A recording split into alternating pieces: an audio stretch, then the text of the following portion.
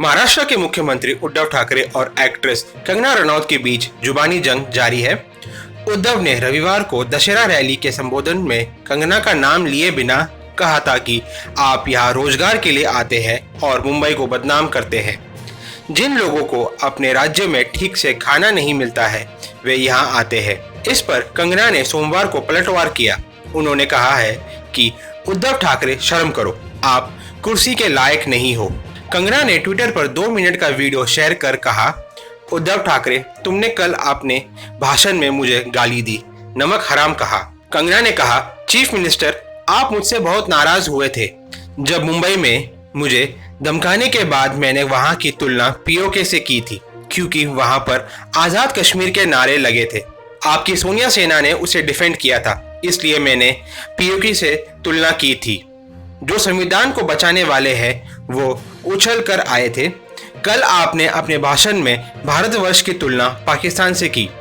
अब वो संविधान वाले नहीं आएंगे क्योंकि उनके मुंह में कोई पैसा नहीं ठूस रहा है। आइए देखते हैं कंगना ने क्या कहा। उद्धव ठाकरे, तुमने मुझे कल अपने भाषण में गाली दी, नमक हराम कहा। इससे पहले भी सोनिया सेना के कई लोगों ने मुझे गंदी गालियां दी है, धमकाया है, मेरा जबड़ा तोड़ना या ओपनली मुझे मार देना या हरामखोर कहना, इस तरह की कई अभद्र गालियां इससे पहले भी मुझे सोनिया सेना ने दी है। लेकिन आप नहीं देखेंगे कि जो भी नारी सशक्तिकरण के जो ठेकेदार हैं उन्होंने कुछ नहीं कहा। उसी भाषण में आपने जो हिमालयज है, हिमाचल है, जो कि माँ पार्वती की जन्मभूमि है, उन्हें हिमाचल पुत्री कहा जाता है, लॉर्ड शिवा महादेव की कर्म भूमि है। आज भी कण कण में माँ पार्वती और शिव यहाँ बसे हुए हैं, इसे देवभूमि कहा जाता है। इसके बारे में आपने इतनी ज्यादा तुच्छ बातें की हैं। एक चीफ मिनिस्टर होके आपने पूरी स्टेट को नीचे गिराया है क्योंकि आप सिर्फ एक लड़की से नाराज है और वो लड़की आपके बेटे की उम्र की है। चीफ मिनिस्टर, आप मुझसे बहुत नाराज हुए थे जब मुझे धमकाने के बाद मुंबई में मैंने वहां की तुलना, क्योंकि वहां पे आजाद कश्मीर के नारे लगे थे और आपकी सोनिया सेना ने उसे डिफेंड किया था, इसलिए मैंने कहा था उसकी तुलना पीओके से की। तो बहुत ज्यादा संविधान के जो बचाने वाले हैं वो उछल के आए थे, लेकिन कल आपने उसी भाषण में भारतवर्ष की तुलना पाकिस्तान से की। अब वो संविधान वाले नहीं आएंगे क्योंकि उनके मुंह में कोई पैसा नहीं ठूस रहा है।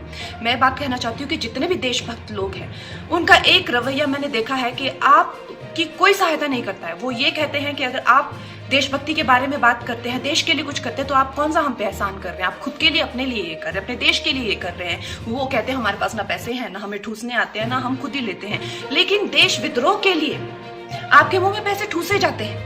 तो ये जो संविधान को बचाने वाले हैं, कल एक वर्किंग चीफ मिनिस्टर ने एक लड़की को सरेआम गाली दी, वो कुछ नहीं कहेंगे। Chief minister, what I want to tell you is कि सत्ताएं आती जाती हैं। आप सिर्फ एक गवर्नमेंट सर्वेंट है और महाराष्ट्र के लोग आपसे रेजोनेट नहीं करते हैं, वो आपसे खुश नहीं है।